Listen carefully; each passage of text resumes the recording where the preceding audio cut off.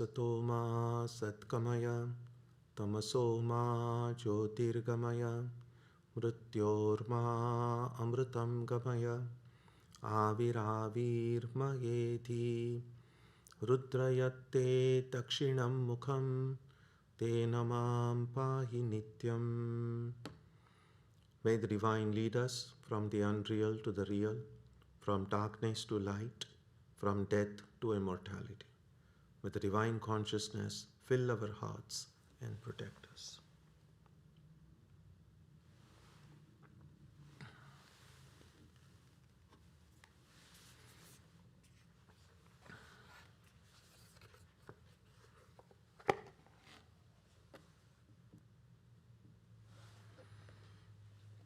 We begin today on verse number 17.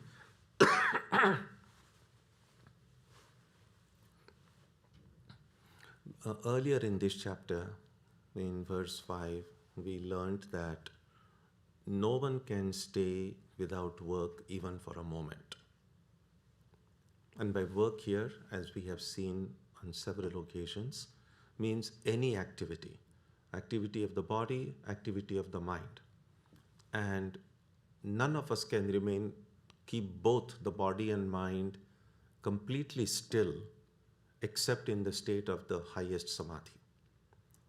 Short of that, there is always some movement, either in the body or the mind. And therefore, as we have seen, the choice is not between working, and work in the sense of activity, activity and no activity.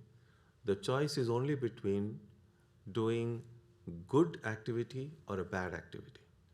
And by good and bad, it simply means anything that is in harmony with my spiritual ideal, that anything that does not make me compromise with my basic values and principles, that would be good.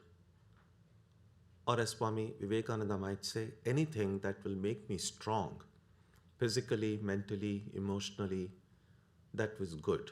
Anything that would make me weaker in any of these ways would be bad. Now, even among the good things that we can do, we still have a choice. I can either do those good things with the attention on the good results it will give, or I can just do those good things in a spirit of yoga. In which sense? In the sense that I continue to do good, but not out of enjoying the results of that good, but out of love for God, or out of the desire to reach the spiritual ideal. That's the only desire worth having in spiritual life. And earlier in this verse we saw one way of practicing this good work without desire, a work that is spiritual, is through the concept of yajna. And yajna, a simple way to understand yajna, and we've seen how the word yajna is understood in a technical sense and in a way that is easier for us to follow today. But a simple way would be, in Sanskrit, there is this beautiful statement, Devata Uddeshena Dravya Tyagaha Yajna. That means any offering we do, offering in terms of material things, but offering in terms of the work that we do, any offering, if it is done to the divine, then that activity is turned into a yajna, a sacrifice. And so that is a little bit easier for us to understand.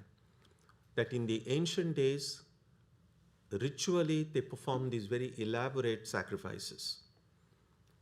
It's possible for us to practice these sacrifices even today through simply making sure that whatever we do, physically or mentally, I do it out of love for God. I do it as an offering to God. And last week we saw that there are these 5 different ways of doing yajna. Through study of scriptures, that is called Brahma Yajna, through worship, called Deva Yajna, through service to other human beings, called Nri Yajna, through Bhuta Yajna, through taking care of animals. Through in many different ways, this sacrifice can be done. Now, the question is, yes, good and bad work, as Karma Yoga, the question becomes, how long should I be working? Will there ever be a time when I don't have to work? And that kind of a question can come in the minds of us all. Sometimes our regular day to day activity itself can be so overwhelming. One of the reasons we look forward to a weekend is because at that time I don't have to work, although we do really a lot of work on weekends. But we don't call it work because we feel, oh, that's something I do and I enjoy doing. But really, as far as activity is concerned, we are working 7 days a week, morning to night. The only time probably we're doing the least amount of work, if at all, is in the state of deep sleep. Because even in dream, when we are watching dreams, there's a lot of activity. It's the mind that is producing this world and creating this whole drama. So even there is big activity going on in a dream. So in our present state, the closest we have gone to inactivity is in the state of deep sleep, sushupti. The perfect inactivity would be in a state of highest samadhi. So that's the question that comes up. How long should I have to keep working? When will these activities end? And that's answered in verse 17.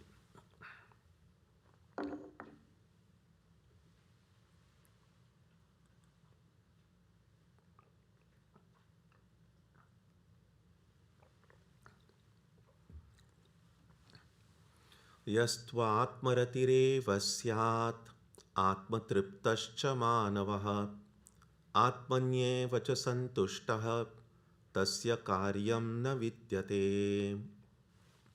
One who is immersed in oneself, satisfied in oneself, and content only in oneself has no duty. Karyam. Karyam means that which needs to be done. And that's usually what we call duty. Now, from our own life, we have seen that short of this early childhood, when that was, sometimes people say that is the best time to be. I'm not sure of that. It just, in retrospect, it feels like that. But most of us don't remember what we thought, if anything at all, when we were very little babies. But on one hand, it just seems like you don't have to worry about anything, you have no responsibilities, perfect time. On the other side, it might also seem that there is very little freedom you have in some ways. Maybe you have something to say, you don't have the language, the word, or the power to express yourself.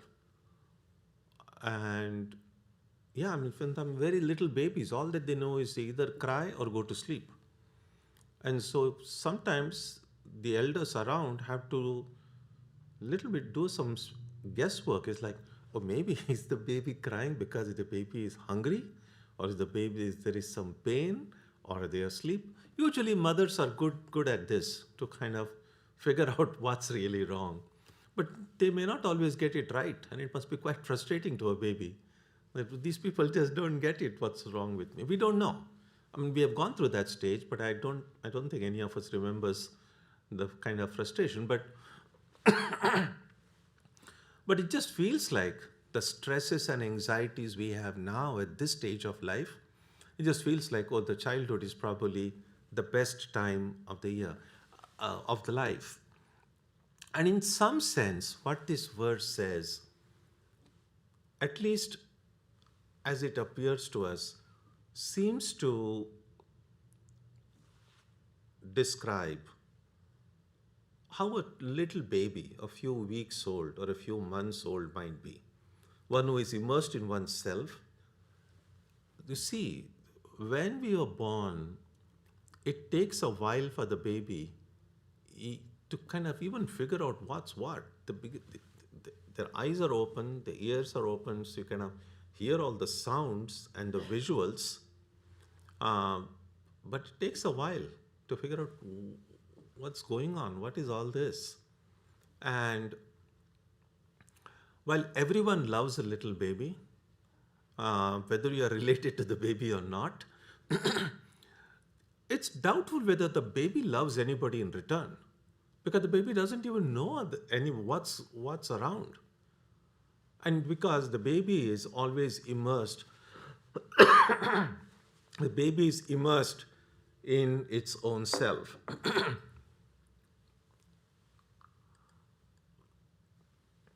And in very early days, the baby is most of the time asleep. 16 hours, 18 hours, the baby is asleep. And again, sleep is this time when we are immersed in ourselves. So, in that sense, a little baby has no duty because the baby is immersed in oneself, satisfied in oneself, so we think, and content only in oneself. Because as far as we see, doesn't seem to be babies have any anxieties. All this will come after they grow up, just like we were babies once and now we have our own anxieties and stresses. So, in some sense, the enlightened being is like a little baby. The only difference is, while the baby has this state only in appearance, for enlightened being, it is in a fully conscious state.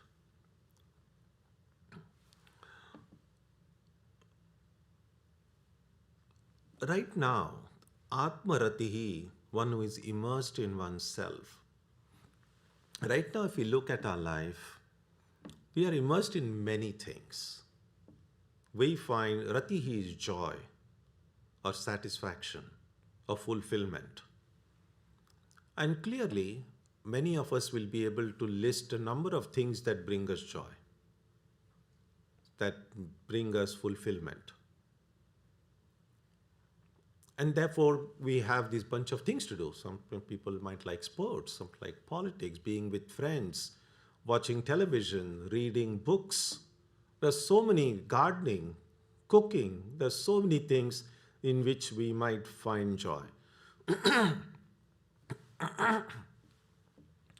And so we are immersed in many things, and maybe perhaps in meditation as well. So in deep meditation, we are finding the joy in our own self. And at other times, we are finding joy in many other things. Now, the trick is this: there's nothing wrong in finding joy and fulfillment in many things, which is fine. Who doesn't, why should say, anyone should say no to joy or fulfillment? The tricky thing is that anything other than myself can be taken away from me. Nothing other than myself, I have a guarantee that it will be with me always. I may love gardening, but of course, if you're staying in New England, then when it's winter, then there's nothing, you can't do much gardening outside. So many of the interests that we may have, we might find joy in food, eating food. But time will come in life, some of the things that we love most either won't be available, or the doctors might say, I think you have had enough of it, it's not good for you. So anything, lot of these things that bring us joy, in one way or the other, these things can be taken away from me. The only thing that cannot be taken away from me is my own self. And so if I can find joy in my own self, and that is what we try to do in the state of prayer and meditation, that joy no one can ever take away from me. So one who is immersed in oneself, satisfied in oneself, that I don't need anything else other than the deepest core of my being to bring that satisfaction. Atmani evacha santushtaha triptaha. Triptaha means you're completely filled. You're no more wanting anything.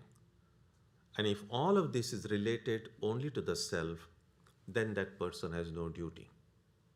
So duty and rights always go together. in the ancient times, the emphasis was on duty. The word dharma, it sometimes gets translated as religion, but dharma, one of the meanings of dharma is duty. What is my dharma at different stages of my life? So the emphasis in Vedanta was on duties. But in modern secular contexts, that emphasis has changed to rights. We have Bill of Rights, we don't have Bill of Duties. But all duties come alongside rights, and if I want to think of rights, I must also see what my corresponding duties are.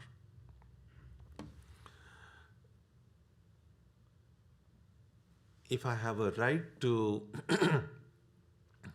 clean water, clean air, then I have a duty towards the environment to keep water and air free from impurities. If I have a right to go and make money or a right to go and eat what I want, then I have a duty to make sure that these avenues are kept free from any kind of a distortion. So duties and the rights go together. So in order to fulfill my desires, in order to want the things that I want, I have a right to do so, but I have a corresponding duty alongside that. Now, if I say, I don't want anything, I don't want to exercise any rights, then they say, then you have no duties. In some sense, in the early days, when those who chose monastic life, in the early days it meant going to the Himalayas, going to the forests, and not being a part of a community, not being part of a society. And because then, if I'm a part of a community, I get a lot of things from the community, and therefore I have a duty toward the community. By being a part of a society, the society gives me many things. Whether you look at the city level or a national level or international level, whichever way we see ourselves as a part of a larger group, that being a part of that group gives me, I enjoy certain privileges as being part of a larger group. But because of that, the privileges that I get, I also have a corresponding duty towards my city, towards my neighborhood, towards my country, and so on. But now, if someone says, I don't want any of the privileges, then to whatever little an extent they say, if you don't want the privileges, then you are free from the duties towards that. So in the early days, when these monastics who retired to the forest or went into caves and mountains said, I'm not part of this society, then the society said, okay, then we free you from most of the duties, the civil duties that were required to be part of an active society.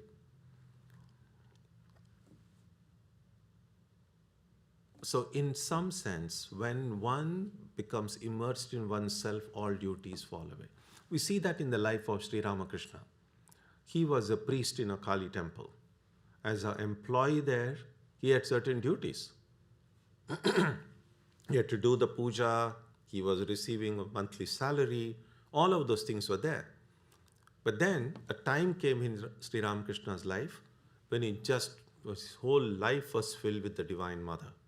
Inside he saw Mother, outside he saw Mother. It was just the self, the divine self. And therefore, when he remained immersed in that, then he had no more duties. He couldn't even do. It's not that he didn't want to do, or he thought, oh, this duty is a botheration. He never thought of that way. But he was so immersed in the self, the external world vanished from him. And therefore, he couldn't do the things that people thought he would do. He became free from all duties. And it's at that stage, of course, then we see that the mother took care of everything. So that's the stage here. One who is immersed in oneself, satisfied in oneself, and content only in oneself has no duty. So yes, until that stage is reached, we all have some duty or another. If we do that duty well in the spirit of Karma Yoga, it purifies our heart. And if it purifies our heart, it brings about that clarity. Then I can see things as they really are. Verse 18. Naiva tasya kritenartho na kriteneha kaschana na chasya sarvabhuteshu kaschidartha vyapashrayaha. Such a person has no motive for doing anything. For this person, there is neither any harm in doing nothing nor any dependence on anyone to fulfill any want. So this person who is completely immersed in oneself, naiva tasya kritena arthaha. All of us, they say that prayojanam anuddishya na mandopi pravartate, which means even a fool doesn't do anything without a motive. So all the actions that we do in life, there is some motive or another. But this person who is completely immersed in oneself has no motive for doing anything. The example they sometimes give is that suppose somebody has been working, say, doing their job for 30 or 35 years in some company. So a person is working, and day after day, their routine has been wake up in the morning, have breakfast, go exactly at 8 o'clock to the bus stop, wait for the bus, take the same bus, go for work, return same time. A lot of people, that's the kind, such similar kind of routine occurs. Time to go, time to return home, and so on. Now, let's say after 30 or 35 years, this person retires. Next morning, wakes up, and then because this person may have done, now this becomes so much a muscle memory that they have done this over and over and over again. Exactly 8 o'clock, the person may start walking towards the bus stop and then find, oh no, I don't need to go. I am free, I am retired now. So that movement of going towards the stop or going towards work was completely motiveless. There was no really reason to do so, but they do so anyway. That's the way the books sometimes explain how an enlightened being continues to do work, good work of helping other people even after the state of enlightenment. Because this question is very natural to think if someone is enlightened, they see the divine everywhere, then, and of course, if they are in samadhi, they are in samadhi. But when they are not in samadhi, how come they go about helping other people? Is when an enlightened being helps other people, is that out of a sense of duty? That, oh, now I'm enlightened, all these people are ignorant, it's my duty to go and help them. And the Gita is saying now, they don't have any duty. It's just like when the sun comes up every morning. You should have a conversation with sun and ask, what do you think? But doesn't feel like the sun thinks to itself, oh, I better go up, rise in the morning, otherwise these poor people on earth, they'll just freeze to death. It's my duty to give heat and light to these people. Doesn't feel like the sun is, what is the sun doing? Really, the sun is not doing anything. The sun is just being the sun. The sun is immersed in itself. It's the nature of the sun to give heat and light. So sun is not doing that. It's just what the sun is. Exactly in the same way. Right now, we need to do good things. We need to do all of these things. But when we are good, when goodness has become a part of our nature, then we no longer have to do those things. Then whatever we do is automatically good. Whatever we say is automatically good. Whatever thoughts we do are automatically good because I am good. So that's what happens. An enlightened being, the nature of the enlightened being to help, to be loving, to be kind. So when an enlightened being does that, it's not because they have a duty to do that, it's just because they can't be anyone else. And that's the reason it is said such a person has no motive for doing anything. For this person, there is neither any harm in doing nothing nor any dependence on anyone to fulfill any want. Now, a lot of times, if we don't do the things that we are supposed to do in life, we tend to lose something because that's my duty and I'm not doing it. For such a person, since there is no duty of any kind, even if an enlightened being doesn't do anything, there is no harm. And nor does the enlightened being depend on any person to fulfill any need because they don't have any want. Having a want in life is contingent upon feeling a sense of incompleteness in some way. Only if something is lacking would I want something to remove that sense of lacking. But when there is no sense of lacking, I don't want anything. It's a little bit like when I'm hungry, then of course I'm lacking. There is appetite, then a big appetite means my body needs something. And of course I want food. But let's say I've eaten so much, there's no more place inside. Then, at least for the next couple of hours, I feel complete. Then, even if somebody offers me food, I would say, no, I don't need it because I am full. Now, an enlightened being is full and complete in every way. And therefore, an enlightened being is not dependent. And that's why they are enlightened. Being enlightened is a state of freedom. And freedom and independence go together. I cannot think of myself as free, although it's kind of, many of us think, oh, I have so much freedom. Yes, perhaps in some ways. But we are not really free because if we look at our life, if you just make a list of the number of things and people and objects that I'm dependent on, then our sense of freedom just feels like a joke. None of us is free. We are interdependent. We are dependent on others. That complete independence will be, I don't depend on anyone for anything.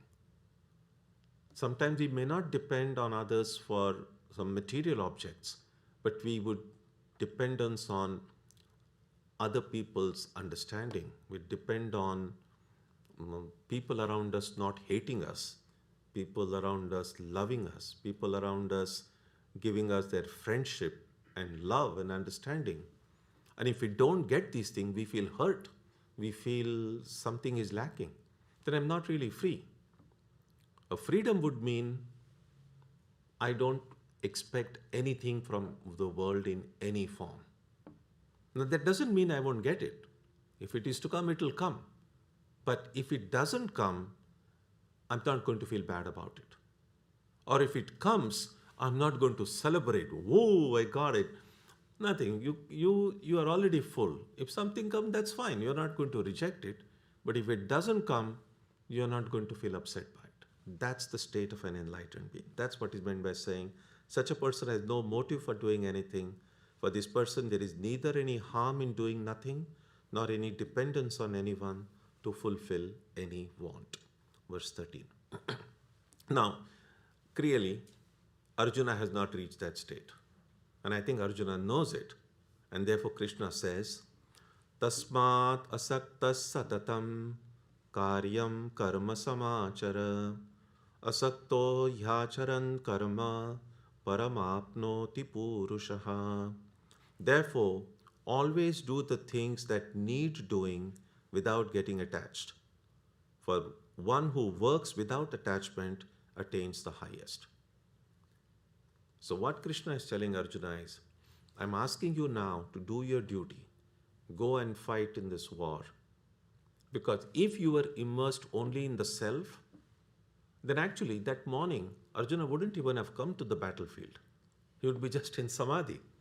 But he wasn't. He did come to the battlefield. And so Krishna is saying, when you become fully immersed in self, not dependence on anything, then you will have no duty.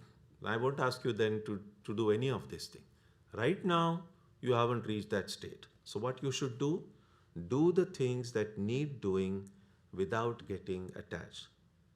Asaktav, asaktaha, satatam karyam karma samachara. Karyam means the things that need to be done. Asaktaha, without attachment. Because it is attachment that binds us. It is attachment that creates stress and anxiety and worry. And the attachment, as we have seen several times before, is not about attachment to others. It's primarily an attachment to one's own ego. Me as the agent of action. I'm the doer. I'm the achiever. This is what I do. This is what I want. There's I who does, the I who wants. If I'm cling to that I, then it's through that I that mine comes up. So idea of ownership, in order for the idea of ownership to come, we own things, we own people. This idea of ownership to come, the I has to be there. I and mine always go together. So in our waking state, because the I is, we are aware of the I, then I can simultaneously say, these are my things, these are my objects, this is my home, this is my family, these are my friends, these are my interests, these are, and so on. There are any number of my's we have. But the moment this I changes, as it does in dream we have a different I. And then the corresponding my changes depending on the I we have in the dream. In the deep sleep state, there is no I, there is no mine. So I and mine are interrelated. And therefore, do the things that need doing without getting attached. For Krishna says, one who works without attachment attains the highest. Because it is the I that is the major hurdle.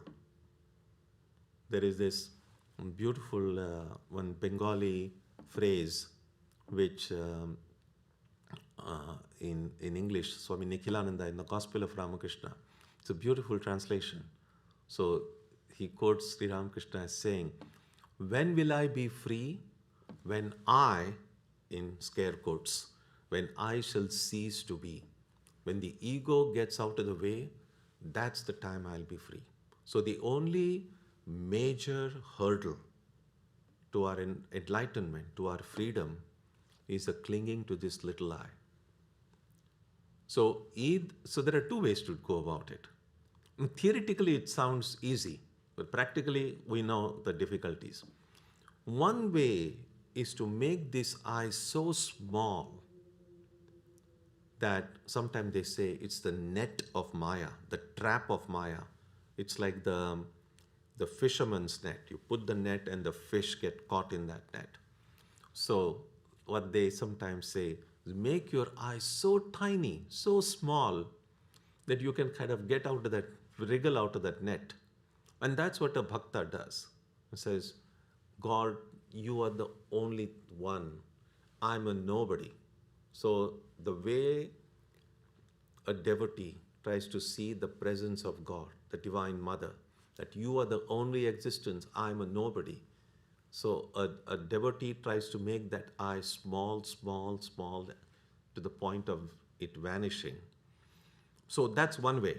Either make your eye so small and become aware of the only divine I, the divine self all the time. And the other way is to say, my I connected with this body and mind is just limited. Let me make my I infinite. That's Brahman, this one infinite reality. That's who I am. So no Maya's net cannot trap the infinity. So that's the choice. Either make your I very big, as the only existence in this entire universe, or make your I so tiny and become fully cognizant of the divine I that neither way Maya can trap. Our problem is We are our eye is neither too small nor is it infinite. We are somewhere in the middle. And that's why this Maya's net is able to catch us. Verse 20. Karmanai vahi samsiddhim astita janakadayaha lokasangrahame vapi sampashyan kartumarhasi. Indeed, Janaka and others attained freedom only through doing work. Besides, you should also work simply in order to guide people. So then the question would be, if we have to keep on working, how do we know that this will take us to freedom? And Krishna says, this is not simply theoretical. There are people before us. And he just mentions just Janaka and others. And we can have a big list of names. People who have done enormous work in life. And they have become attained to freedom through doing work. Because sometimes people tend to think that if I have to become enlightened, this work is a problem. It increases so much stress. I need to just sit in one place and keep on meditating. Now, meditation is important, but this is not to belittle the importance of work or what work can give us in life. Looking at the life of King Janaka and others who followed Karma Yoga, we see that even through practicing Karma Yoga, it is possible to attain the highest. And besides, you should also work simply in order to guide people. Now, Loka Sangraha is a very important phrase, which we'll discuss a little bit more in detail next time. It primarily means that in general, there is a tendency among people to do wrong things, taking people as a collective. Because if once the teaching is given and if everyone did the right thing, then everyone would be enlightened. The world wouldn't be what it is today. The sorry state of the world is largely because the multitudes, the majority of the people, don't do the things in an ideal way. And therefore, this small group of enlightened people, they are always going to be a minority. So these few handful of enlightened people in every generation, then it becomes their, not duty, they don't have a duty, but it's they then who can help and guide other people. Now, an enlightened being would guide other people not in the sense of duty, but because that's just who they are, just like the sun giving heat and light.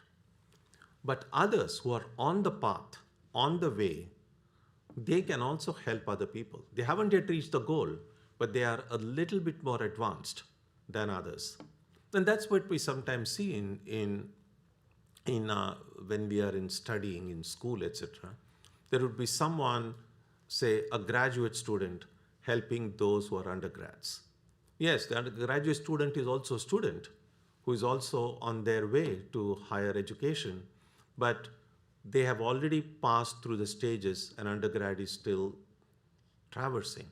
So just as it is possible for teach someone who is on the same path, but we are a little bit more advanced, and that is what Krishna is telling Arjuna here. You should also work simply in order to guide people. Yes, Arjuna hasn't become enlightened yet. He hasn't gone into samadhi yet. But yet, Arjuna is still looked upon, admired by a lot of people. Let's not forget, he was the best archer in the whole world. He had great qualities of head and heart.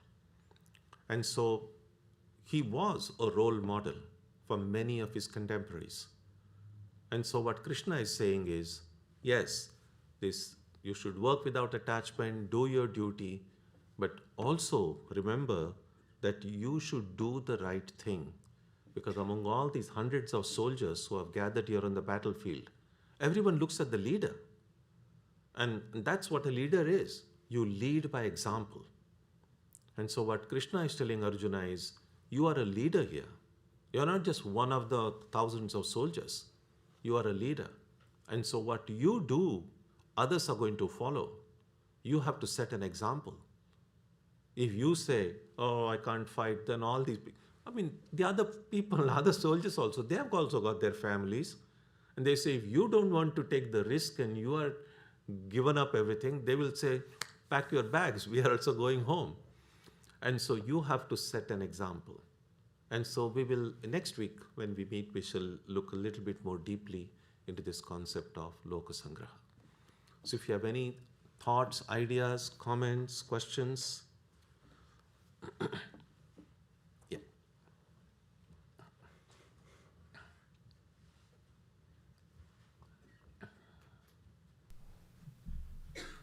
Hari Om, Swamiji. Swamiji, the Gita would be nothing if Arjuna didn't have Krishna. And for Arjuna to even be open to ask questions, he must have had a lower ego than somebody who wouldn't even, like Duryodhana would not have asked questions the way that Arjuna kept asking questions. So how is it, as we progress in our lives, I feel sometimes we feel we know the answers. We just keep going. So how should we pause and stop, and who do we ask as we progress? Yeah, good question. Yes, many of the questions we might have answers, and so long as those answers are satisfying us, we should be happy with them. But never at any point should we assume that just because I feel I've understood something, there is nothing more that I need to learn about it. Because we should be constantly re-examining our answers, our assumptions. And just as our questions get more and more refined over time, our answers that we have will also need to be revised and refined also. And so, and then of course, there'll be books, there'll be other people around us whose judgment we trust. And my experience is that to someone who is eager to know, who's earnest to learn, somehow through God's grace, resources do become available in most unexpected ways around us to answer the questions we have. And so long as our desire to know, our desire to learn is strong, it'll happen. Yeah.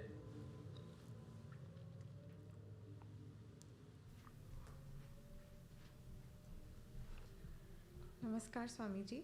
Swamiji, my question is about that big eye and small eye. I mean, as I'm going through the spiritual journey, I feel like my eye shifts a lot. Like sometimes my eye is the eye of the devotee, and I'm actively trying to make sure I'm not the materialistic eye. And sometimes I suddenly find myself to be the witness eye, and sometimes I find myself to be the vastness eye. And what happens between, like, shuttling between those states is my head kind of gets in the way, where it's like, oh, right now I am this devotee eye, and then suddenly I find myself being the witness eye, and then suddenly I have to go back to being the devotee eye, but then in my head, I keep getting stuck in the previous state, and then I have to actively do the work to come back and ground myself where I'm at. So do you have any guidance or advice on, like, does this identity stabilize, or does it just shift and you have to kind of be really tuned into your heart to know where you are? Yeah.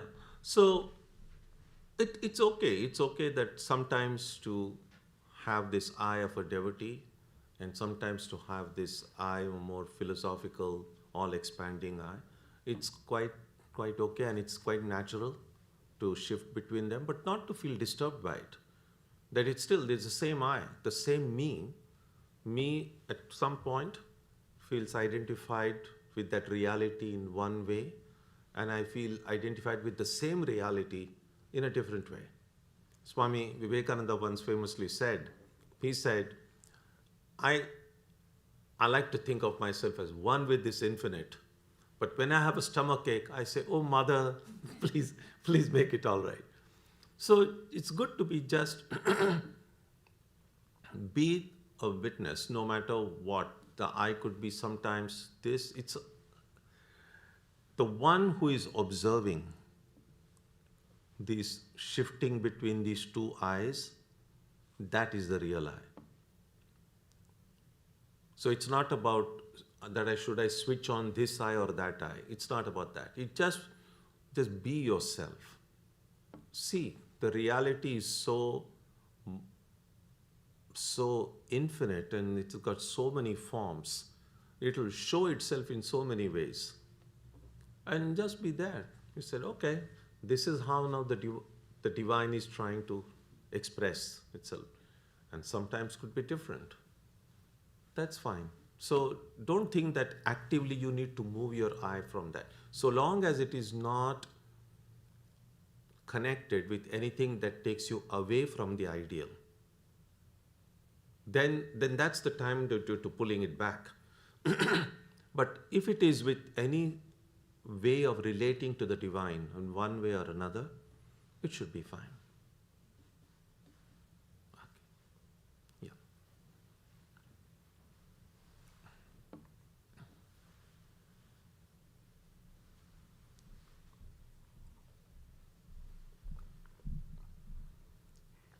Swamiji, would you please guide me how I can practice detachment while I'm doing the duty or any work? Because when I'm doing it, I'm waiting for the result so I know that I'm in the right path. And result should not attach. That's the teaching you are giving. If I'm not attached with the result, then I don't know that I'm doing the right thing or not. And if result is negative, it should upset me, or I just say whatever, Mm-hmm. So how do I practice that detachment is also there, but I am seeing guidance that I'm the right path, which is result. Yes, the result is important.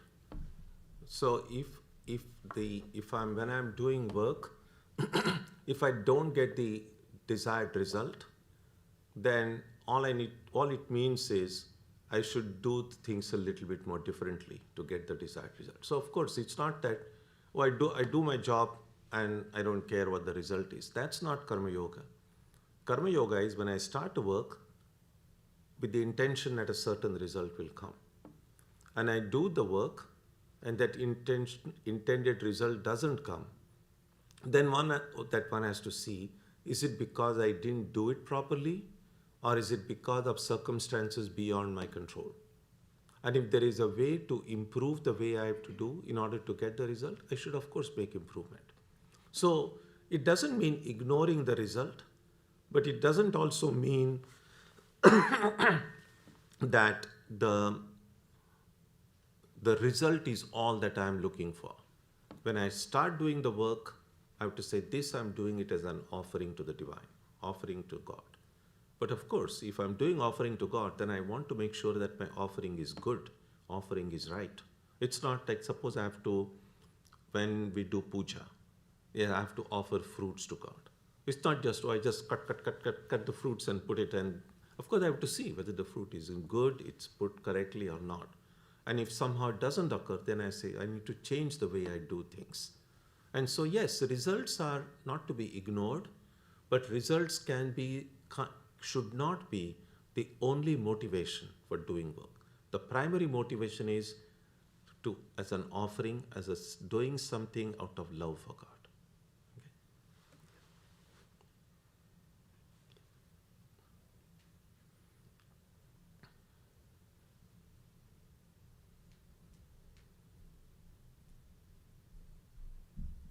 Good evening.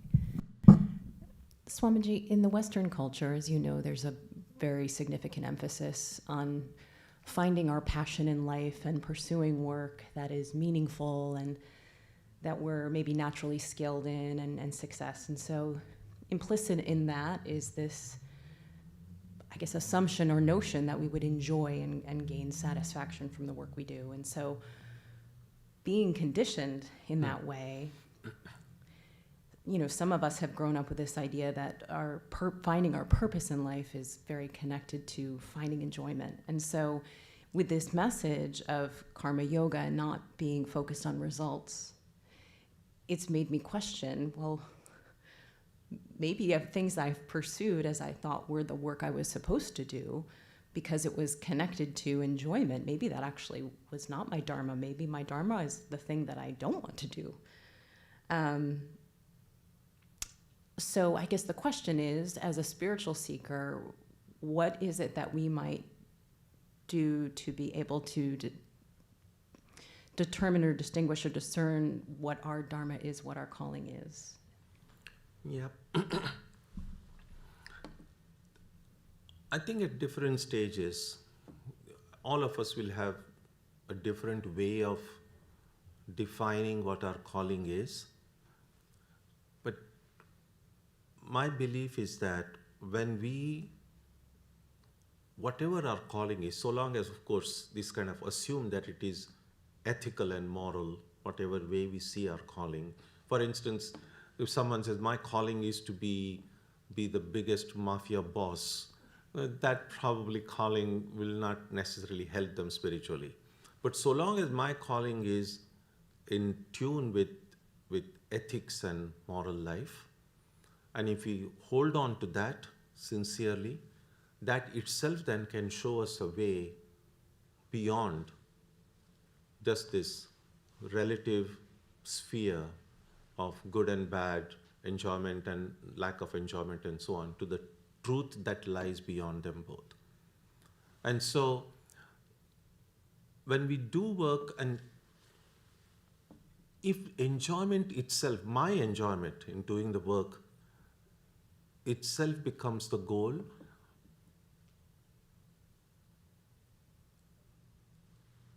we would at some point, I think, begin looking a little bit more deeply into whatever we see as our calling.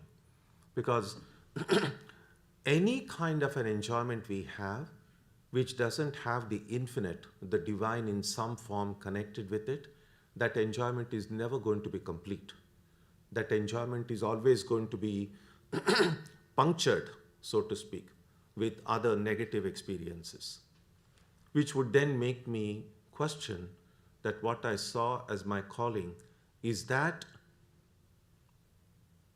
the ultimate in itself, or is there a calling beyond that calling, which would then give me a joy which is not mixed up with other negativities in life.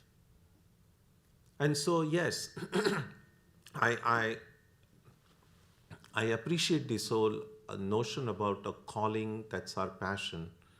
But if we want that calling to bring us just this unalloyed fulfillment in life, and if we find that what we see our present calling is not giving us that supreme happiness that we want, or a supreme freedom that we want, then we might have to look deeply in our calling to see that there is a calling beyond my calling, so to speak. So even when I'm doing good work, doing good work just because it is good work is fine. But so if at the back of it just remains, oh, I find it enjoying, then that work hasn't yet crossed that barrier, so to speak, because it is still my work and my enjoyment. And so if we can continue doing that good work, but finding a deeper, that's what I meant by calling beyond the calling, that this calling is not simply for my own enjoyment or what makes me happy, but there is a deeper, higher purpose behind it, then I think that would take it beyond simply thinking of my happiness. It would think of a reality far beyond that. Yeah, it's a very good point about discovering what our calling is and continuing to examine it to make sure that if I want something that is free from suffering of any kind, then what I see as my calling right now, is it giving me that, or giving me something I enjoy, but not the highest? And then the question would be, what should I do right now to kind of look deeply in my calling, so that it will take away whatever deficiencies it has and give me that highest truth. Okay? So we will stop here today. Next week when we meet, we'll start with verse 21. Om Jananim Saradam Devim Ramakrishnam Jagadgurum Padapadme Tayo Shritva Pranamami Muhurmuhu.